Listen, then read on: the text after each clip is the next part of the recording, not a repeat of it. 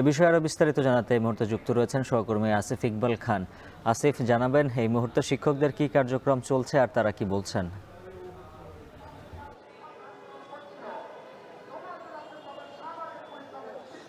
উজ্জ্বল, প্রতিবেদনে আমরা যেমনটি দেখলাম, এখনো এমপিওভুক্ত বেসরকারি প্রতিষ্ঠানের শিক্ষকরা কিন্তু যে অবস্থান কর্মসূচিটি আছে, অর্থাৎ তারা সচিবালয় অভিমুখে যে পদযাত্রাটি বা কর্মসূচি দিয়েছিলেন, সেখানে তাদের যেখানে আটকে দেওয়া হয়েছিল, অর্থাৎ হাইকোর্টের সামনের রাস্তাটিতে, তারা এখনও সেখানেই অবস্থান করছেন।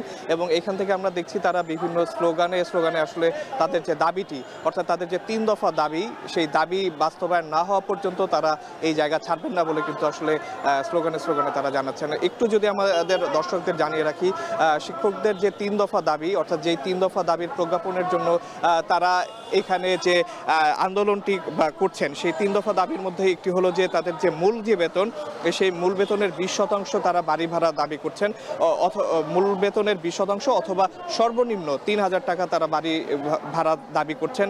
তাদের দ্বিতীয় দাবিটি হলো 1500 টাকা, অর্থাৎ 1500 টাকা মেডিকেল ভাতা তারা চাচ্ছেন। তারা 75% উন্নতি চাচ্ছেন, অর্থাৎ এখন যে তারা উৎসব ভাতাটি চাচ্ছেন, সেটি 75% উন্নতি করার দাবি তাদের রয়েছে। অর্থাৎ এই 3 দফা দাবি বাস্তবায়ন হওয়া না পর্যন্ত এবং এই দাবি বাস্তবায়ন হয়ে কোনো প্রজ্ঞাপন না হওয়া পর্যন্ত তারা যে তাদের অবস্থানটি আছে, সেটি তারা ধরে রাখবেন বলে কিন্তু তারা এখানে বলছেন।